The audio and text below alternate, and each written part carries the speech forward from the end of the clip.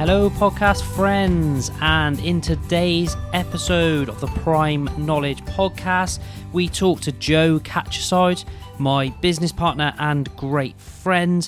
In this episode, we discuss his past experience as an English teacher, about coaching rugby league for the last 30 years, his thoughts on sport and how it relates to business. Being able to help people within business is a big passion of his.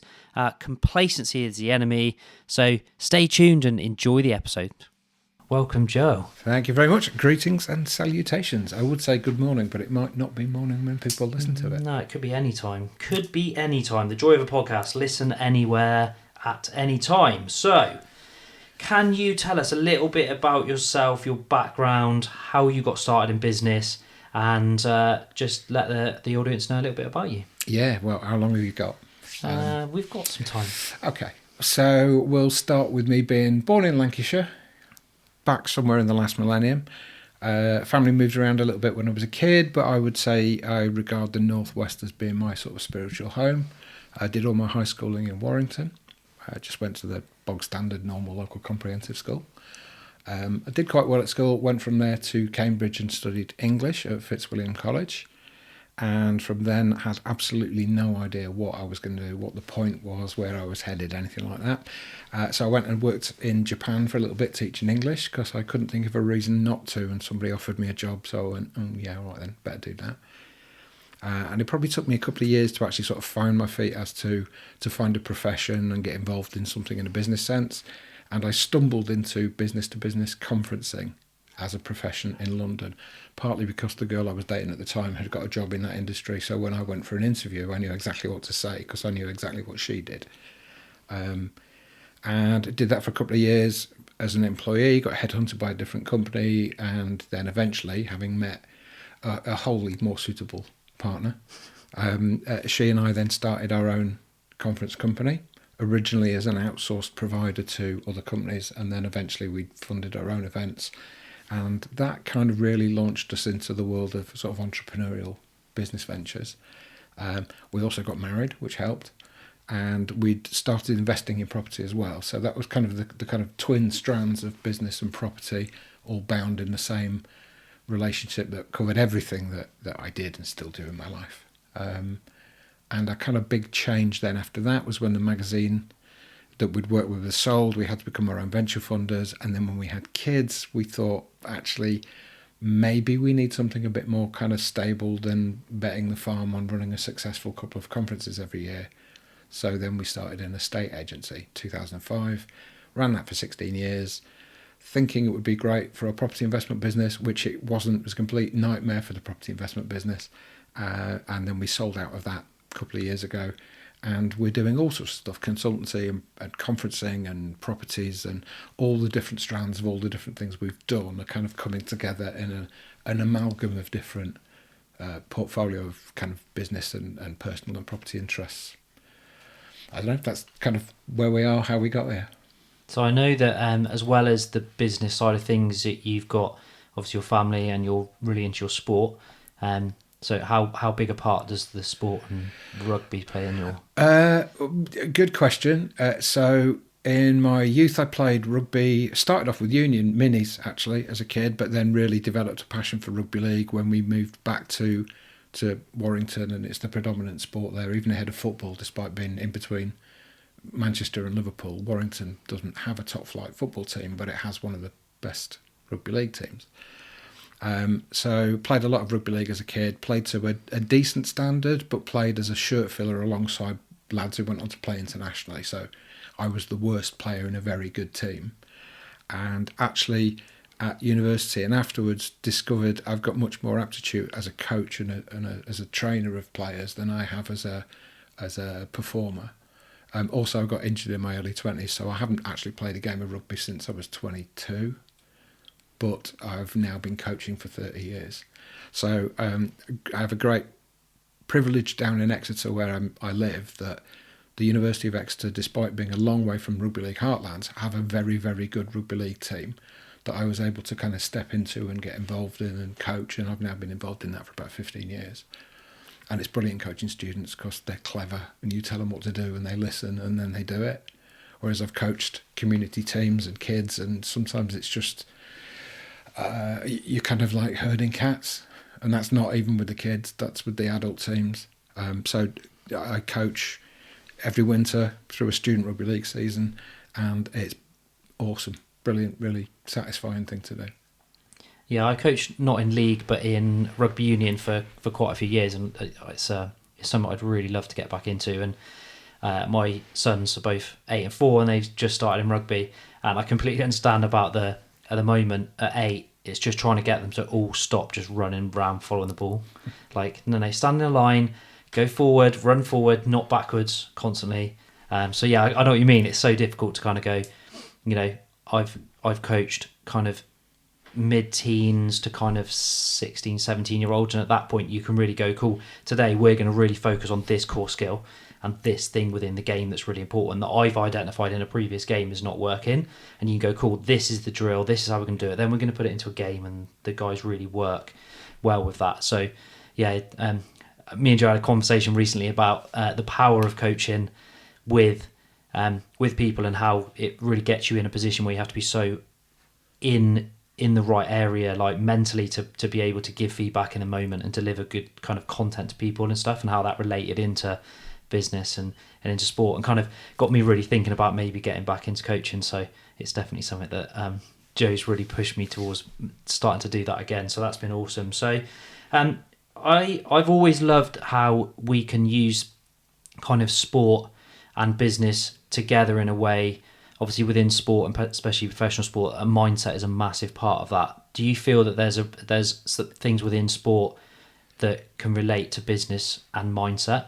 Yeah, absolutely. And it's kind of interesting. I was thinking of this on the way driving up here, that what we do in a sporting context is we will coach a technique, and then you increasingly put pressure upon the players once they've mastered that technique, and then it becomes a skill. The definition of skill as being a technique practiced under pressure, and you make it more and more like a game situation, and then eventually you hope when you get into that game situation, everything's familiar, and you recognise the situations you're in, and you've already got your preconditioned response. I remember listening to Clive Woodward, the England Rugby Union World Cup winning coach, giving a seminar recently and saying, decisions that you have to make for the first time out on the field when you're playing are bad decisions. That you should understand and anticipate all of the circumstances that you're likely to be in while you're on the training ground or in a classroom, so that when you get into a live environment, it's familiar and you know how to respond. And mindset is very much a part of that. If you feel going into a game or a business meeting or whatever kind of context that you're stepping into, that you have thought through all of the possibilities and that you can anticipate what the responses of the people that you're working with, your teammates, your colleagues around you, on the people that you're, if it's adversarial, competing against, or if it's collaborative, looking to build a partnership with, when those scenarios present themselves in real life, then you are prepared for them.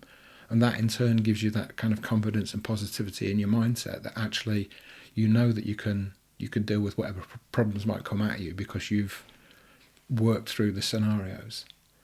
And I think sport does that very well, because it has to. Sport, when you listen to professional coaches talk, is the ultimate in results-driven businesses, because the results manifest themselves every weekend when you play your next game. But I was also thinking, kind of interestingly, there's a couple of points of discrepancy as well, that sport is a very good analogy for business, but sports businesses are awful at learning the lessons from the analogies of their own environment. So the number of, I think we've lost 3 top flight rugby union clubs in the last 12 months. We have, yeah. And in my sport of rugby league, although we haven't lost a top flight team, we've lost 2 development area clubs that you would regard as being very, in a business context, important for extending the brand. So we've lost a club in Newcastle and we've lost a club in London. And you look at the business administration of sport and think, you are not learning any of the lessons that you could take as analogies from what you actually have to deliver on the field every week, and the teams and the players that go out and play. But I was also thinking, in terms of going back to that idea of a skill being a technique applied under pressure, in places away from sport, but in its sort of ultimate resilience testing, things like the military or disaster response, you get wargaming of scenarios. You'll get NATO bringing together armies of multiple nations with a command and control structure across language groups and local and national priorities, and they'll wargame kind of multi-force operations with Air Force and Navy and Army personnel, and they'll examine scenarios for a number of days. Or you get disaster response teams where they'll do a major exercise and they'll envisage some sort of national catastrophe, I don't know, an air crash or something, and they'll bring in people from the police and the fire service and the ambulance services, and they'll stress test everything, learn from the mistakes where the command and control structures break down, see what they do really well, but most of all put their organisations in a position of resilience so that they know how to respond when things go wrong. And you do that for major things, but how many businesses do that? The most I can think of that we did, even in our agency business, is there were fire alarms that they test every Monday morning. And that was about it. So the fire alarm goes off and you make sure the fire alarms are working, and that's it. There was never a, what happens if the business systems go down? What happens if you lose the internet for 48 hours? What happens if you're subject to a cyber attack? So in a business context, if we'd have faced any of those major challenges, we would have been making it up on the fly. And going back to Clive Woodward's comments, you make bad decisions because you've not thought it through and prepared for it. Yeah, I listened to the same thing with Clive Woodward that you talked about, and that when they got to that final play and in extra time with the time running out, that they knew that the play was they work up the field, they play for a penalty, or Johnny would drop in the pocket, and they knew the plays they had to do, and they knew where they needed to be. They knew exactly in the pitch where was the best place for him to take that kick. And, it was very specific. And I think as you were talking through the things, it was really making me think about how that relates into business and how, we tend to put a lot of time into sales, revenue, forecasting, looking at things within the business, and then maybe don't put enough time into looking at things and going, cool, but what if this happens? But what if that happens? And I think I've done it in the past where you're so focused on what it is you've got to do that day, and you're not looking far enough forward that you've gone, cool, this is the revenue forecast. And like you say, what happens if this customer stops spending money, or what happens if this happens? I think as you were talking through that, I was like thinking about how that relates to kind of training within a business, not only as a business owner, how you train yourself, but then how do you train your team around you? So when you were running the estate agency business, how many staff were you employing at that point? At its biggest, the company was about 15 staff. Okay. And how did you find managing 15 members of staff? Now, there's a question. To be honest, Melinda, my wonderful wife and business partner, is far better at the soft skills. And so a lot of the kind of the personnel management stuff was kind of felt instinctively within her remit as to how she looked after and built relationships with people. I tend to be in our business and personal relationships. I'm sort of the visionary one that goes, let's go over there, let's do this thing. There's a great big thing we could try, and I get excited and start fires. And then I'll kind of be off in the clouds. And it's Melinda that actually does the delivery and the implementation and the focus and the detail and the managing it through. So a lot of that kind of stuff fell to her, but it was a challenge always, partly because you've got competing personalities, but also because an employer to employee relationship is not an entirely balanced one. So we would always try to look to the best personal interests of our employees, try and accommodate their life and their circumstances, whether it would be the kind of family challenges or childcare issues, or one of our key members of staff lost a driving license at one point in a job that was kind of fundamental. So we kind of restructured what everyone else was doing to look out for her interests. So we would have had a reason to dismiss her, but that's not kind of how we operated, because it was very much everything on a personal level. But that's not necessarily reciprocated, and you can't expect it to be. So when an opportunity presents to a member of staff that they've got an opportunity somewhere else that you can't deliver, or even they get to a point where for their own personal development they want to go and do something different, either a different employee or a different direction in their career, They're absolutely at liberty to do that, and that's kind of right and how it should be. But it does make that kind of management issue very difficult, because you are kind of as friendly as possible and can build friendships from a relationship with employees, but ultimately, while they're still employees, they're not your friend when it suits them to go and do something different. And you just have to kind of understand that that's a flexible dynamic that's can be difficult to manage. Now, I'm very happy to say that most of the people that we employed, a couple of people came back when they'd left us, and most of those people that we had employee working relationships with are now still part of our friendship group. Not everyone, but that's true for any set of people you meet. The kids you're at school with, some are still mates and some you don't even recognise on social media. But by and large, that kind of the soft skills in business are a set of compromises, I think. And my good lady is much, much better and adept at managing that kind of side of things. I don't think we've ever talked about this in the same way, because everything you're saying there fits very much into my working relationship with my other half, I'm literally, everything you're saying, I'm like, this is literally me and Rach. Every day, I'm the one that's like, I've got this great idea, and she's like, can you not just finish yesterday's task? I'm very good at starting things. I'm very poor at finishing things, and I didn't realise that till recently.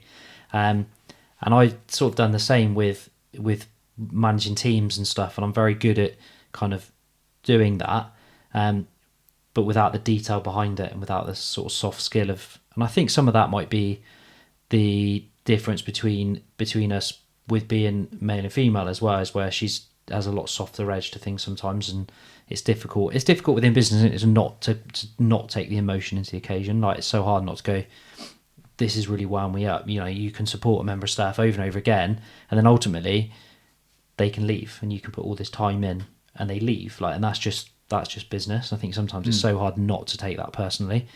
And I think this brings into a really nice point. I really wanted to talk to you about kind of the idea of work-life balance and how that works for you.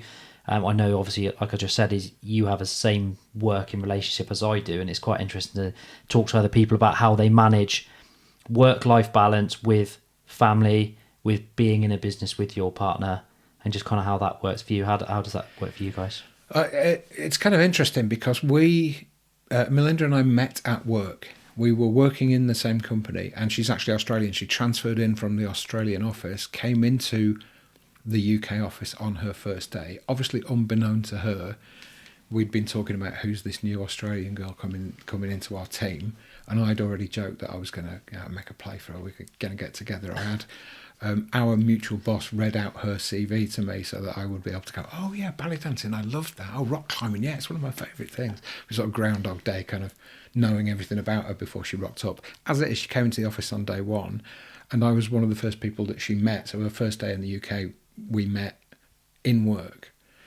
And maybe because it's how and where we met, that we were work colleagues before we became more than that, that's always been a kind of a taken as a given in our relationship.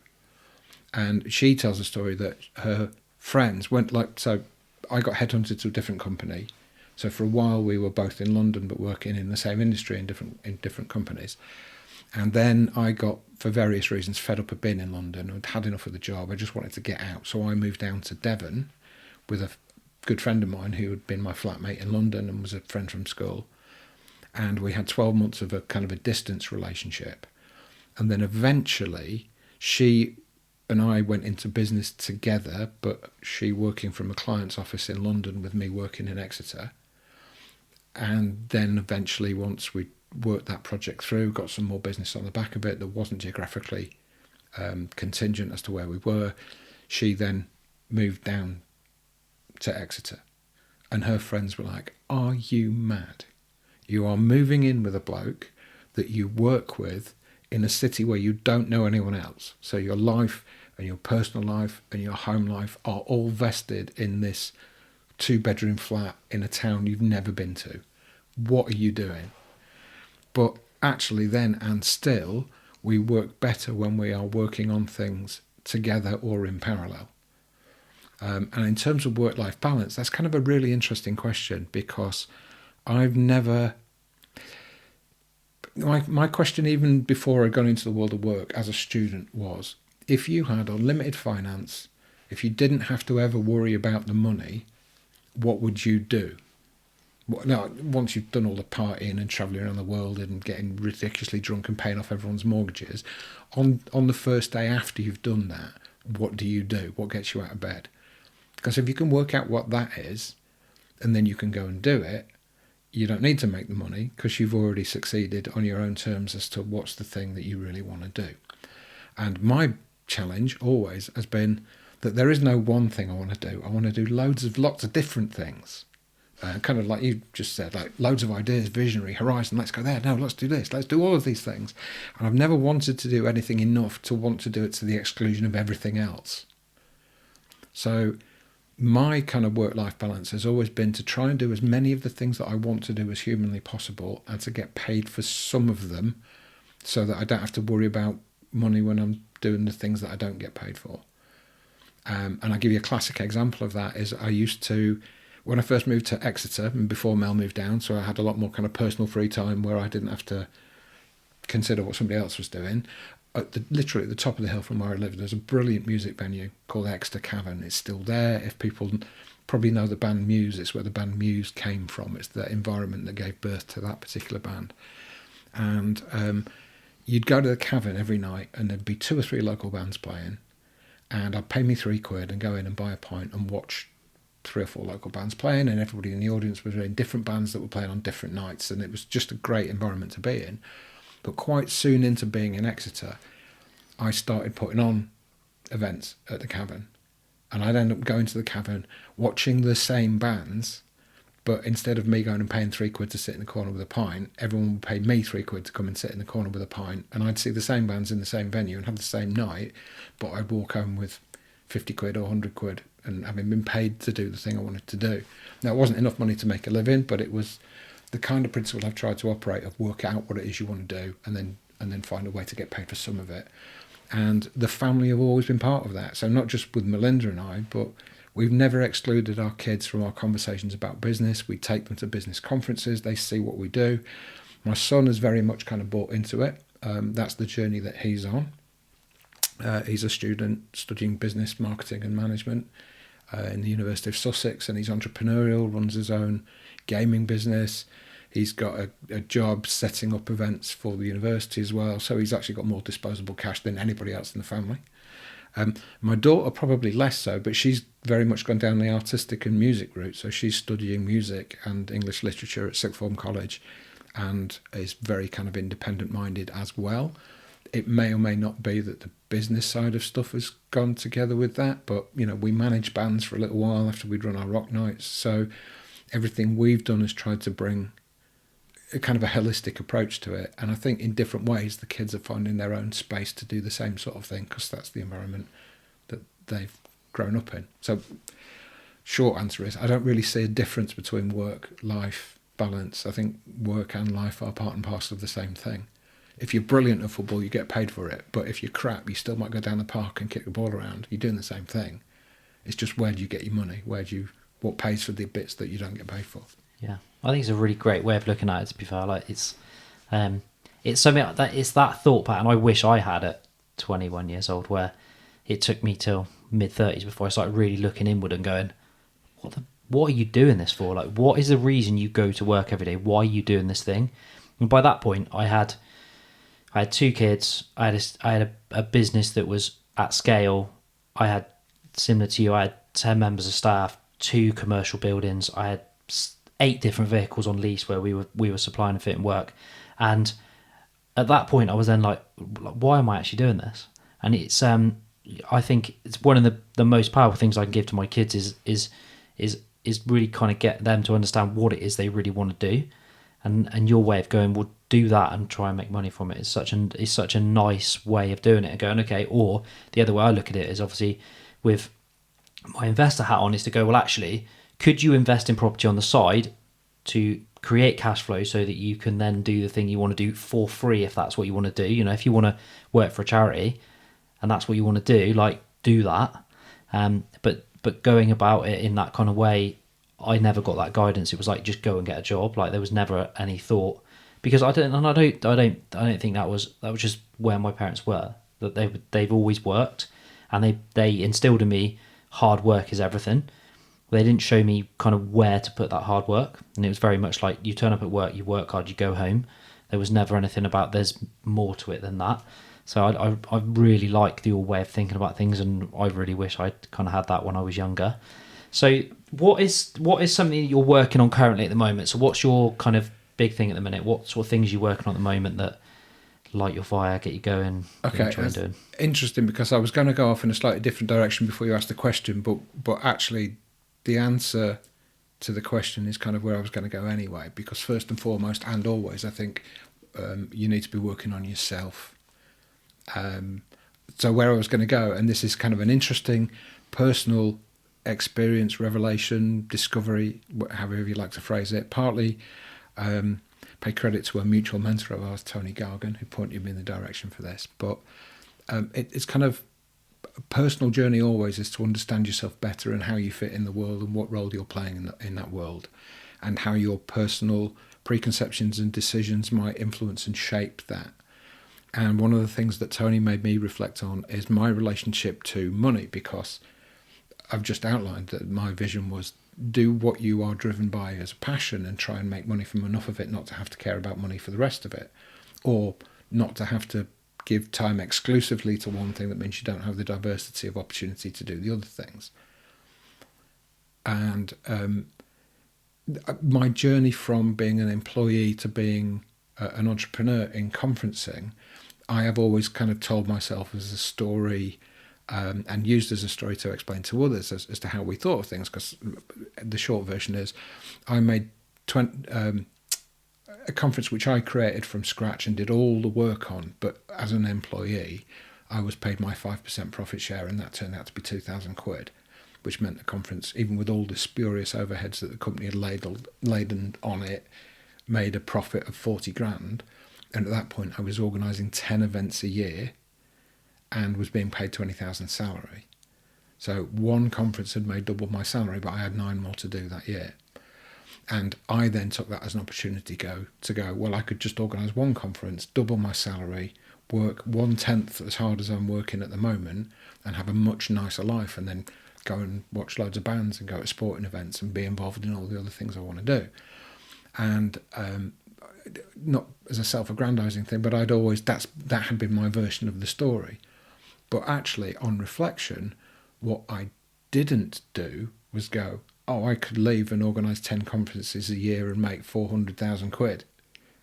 And I had never really kind of realised the extent to which doing what I want to do had become somewhat detached from finance as a concept, because I could have done that for 3 years and then retired, and that might have been a better way to view the trade-off of my time than to still be doing things to generate revenue 20 years later, because I'd only looked at the kind of the immediacy of my work-life balance, if you want to phrase it in those terms. So now I'm actually reflecting upon what I've done in the past and my relationship with money, and how many of the things that I need to do, I need to deliver at scale to a broader audience to be able to give more sort of benefit to a much wider market, so that the money is more abundant. Because although it's not the money that I'm doing it for, the money is almost a benchmark of how many people I'm helping and how much I'm giving out to the world. And perhaps on occasion that doing what I want to do has been more of a selfish thing than it as a kind of an altruistic giving back to the world. But with a long-term perspective, if you can get the alignment of the finance and the delivery of things that matter to the world and the satisfaction of your personal kind of drivers and ambitions to be involved in a lot of things, then maybe that's a better balance than what you just said that you kind of liked and admired. Maybe now I'm starting to question quite how far I'd taken it in the wrong direction, or at least in the direction that there are other alternatives. So again, long answer to your first question, what am I working on? Always myself and what I do and how I show up in the world and what I'm supposed to deliver to the world. In practical terms, in business, we're working together on something that came out of a conversation in that mentorship environment, helping people understand the process of selling a business, not just in terms of numbers, but actually in terms of emotion and the psychology of it all, which again is that kind of self-reflective thing as well. I know both of us have gone through in different ways that process of parting with a role and with a business that we had a lot of personal identity vested in, and then what it's like the day after and a week after and a month after, and how that progress change kind of goes on through your life. So I think both of us have recognised that that's something neither of us were prepared for, and therefore we've got messages that we can help people go through the same things that we went through. In terms of property, again, we're looking at ways to, being estate agents for a long time, and I indicated it wasn't a very good place to be a property developer, to build our property business, because we had obligations to the people who came to us to sell houses to work for everything in their best interests. And then it was very difficult to work with other agents to buy property because they saw us as a competition, so they didn't really want to talk to us about anything. But now that we're not in that direct competition environment, we're looking at how we can help estate agents and property developers and people in that space to better form constructive relationships. So we've got years and years of experience and knowledge from both sides of the tracks. Or, we've been landlords, we've been tenants, we've been owners, we've been sellers, we've been buyers, we've been agents, we've been investors. And we're trying now to kind of synthesize that information to help everybody build better relationships across the whole range of the kind of housing market and the property sector in the UK and possibly abroad as well.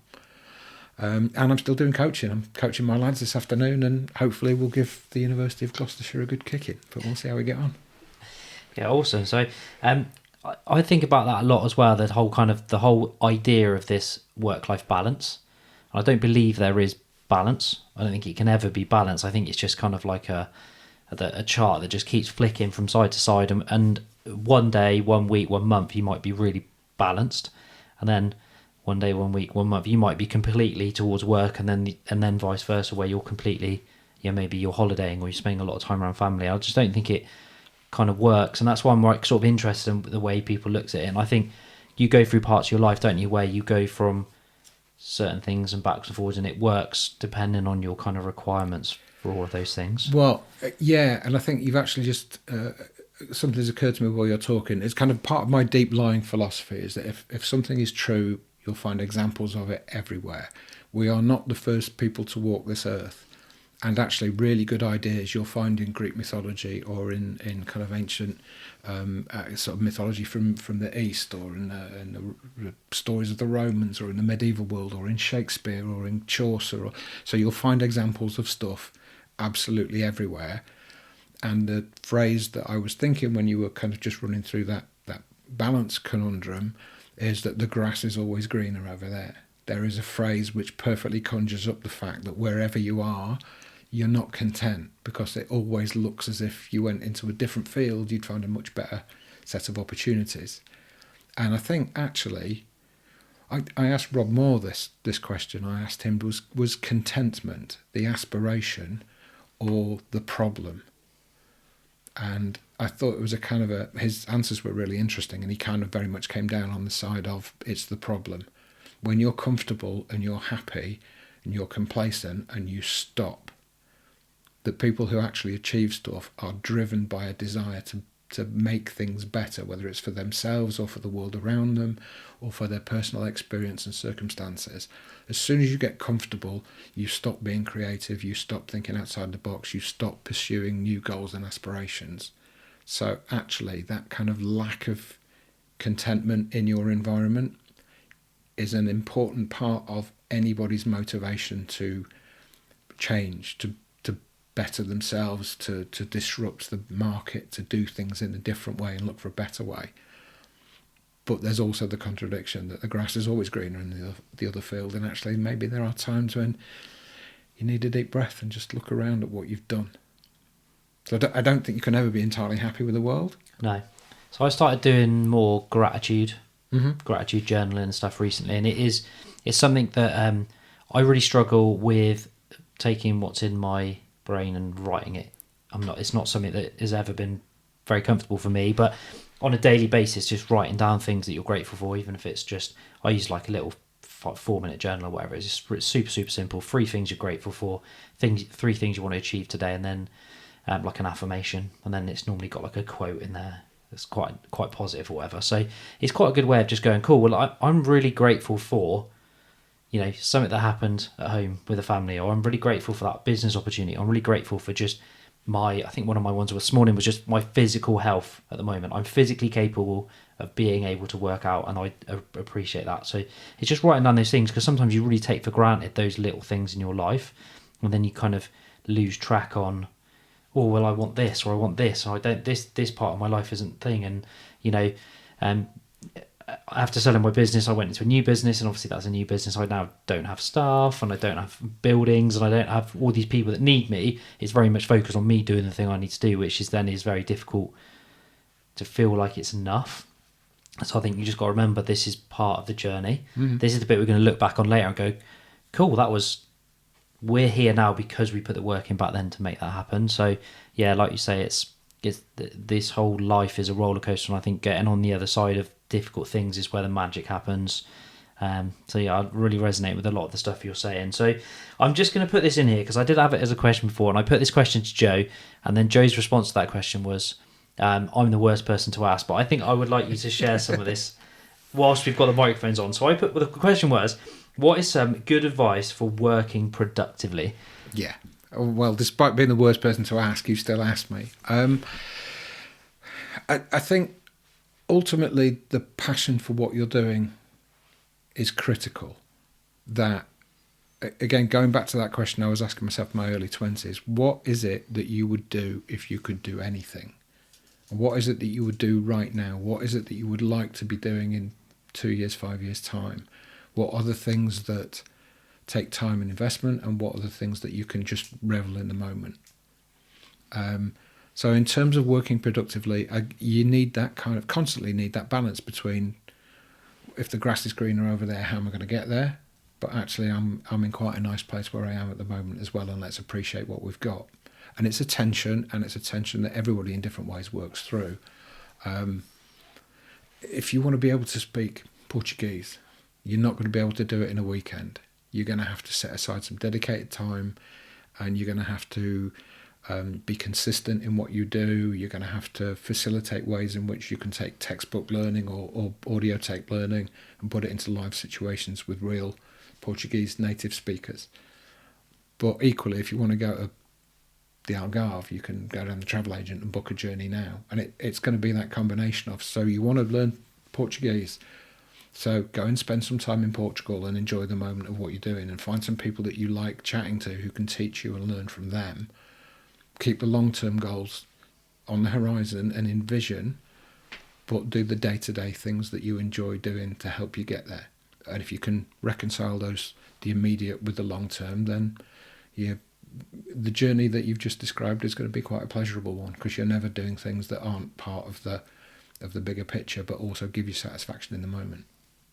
That's a very, very well answered question, because you didn't want to answer it when I asked it earlier, which I thought was funny. So, right, we've talked about lots of different things today. So you've talked a lot about learning, self-development, a lot about kind of if you can do what you want to do and facilitate helping other people. That would be a good purpose for you. So have you got any good book recommendations that have been good books for you, really? Well, yeah. There is an element to which, I come back to what I said before, that if it's true everywhere. And I'll tell you actually where I got that direct kind of inspiration from. Is a guy that was a lecturer of mine at university, a guy called John Mullen, turns up occasionally on BBC late night shows talking about cultural things, 19th century novelist and that sort of stuff. He's an interesting bloke. But he was very much of a belief that we need to know stuff ourselves and we need to master things. He didn't want to tell us stuff. He wanted us to go and find out things for ourselves. And we were having a revision class with him, and one of my friends and colleagues asked him a question about Robinson Crusoe. I can't remember what the question was, but he picked up a copy of the book. He made a point and he flicked through and he went, oh, look here, for example. And he read something out from the book. And then he flicked through a few more pages and he read something out. So there's another one. And he flicked through another few pages and went, oh, yeah. And then he read out. And everything that he read out was directly applicable to the point he'd just made. And my mate Rachel said to him, do you just know that book so well that you know where to look? And John's answer, which is the thing that stayed with me, was, no, the thing is, if it's true, you'll find examples of it everywhere. And if it's not true, or if you really have to look very hard to find a specific thing, then it's probably not a general truth. So what's a good thing to read? Well, you could start with Shakespeare. You could start with the Bible or the Torah or the hadiths from the Prophet, peace be upon him, or whatever it is you look at, you will find the same kind of teachings and the same kind of learnings there. Now, it might be that your way in is a book. It might be that your way in is Rich Dad Poor Dad, which is one of the first business books. Kind of not business textbooks, but business book about how business operates in people's lives on a practical level. And a lot of people in the environments that we move, circles that we move in, have read Rich Dad Poor Dad, and it's kind of a go-to starter book for people in business, understanding how you step away from working hard and being an employee to building assets, and whether it be a company or a property portfolio or stocks and shares, whatever it is, but assets that pay you money and deliver income without the time obligation that leaves you free then to spend your time as you like. Rich Dad Poor Dad's a great book, but then you've got in the Bible, you've got the parable of the talents of the three people given a financial remuneration, and one person buries it, and one person is casual in their investment, and one person goes and spends all of it and makes loads of money back. It's the same story. It's just one's in a religious textbook and one's a Japanese American who founded his own businesses and wrote about it. So, short answer, what would be a good book? Read a book that you like, but try and read beyond the simple narrative and look for the kind of the underlying themes that maybe are a little bit more universal, which is why the book you're reading has traction. If a book speaks only to one person, it's not going to be a book you'll ever find. But if the lessons that you take from it are universal, then it doesn't matter whether you're reading it in Harry Potter or where you're reading it. That's kind of a bit of a wishy-washy answer, but no, I think it's good, because I didn't prep you for that question, so I didn't say, look, cool, bring me 5 books that you've thingied, and for me, like, books are this thing that have helped me get to where I am now. But also I agree with you that universally you will hear a lot of the same books. So I obviously read a lot of business and mindset kind of books, so quite often the content will overlap. You go, well, I've heard this somewhere else, and then that's when you can start to go, well, if I'm hearing it in lots of different books, it's clearly something that's important and it's out there. And I think that's a really good way of looking at it and going, actually, if you're looking for certain things, you're going to find them. And it was actually quite a nice answer, because then there wasn't a lot of specific books in there.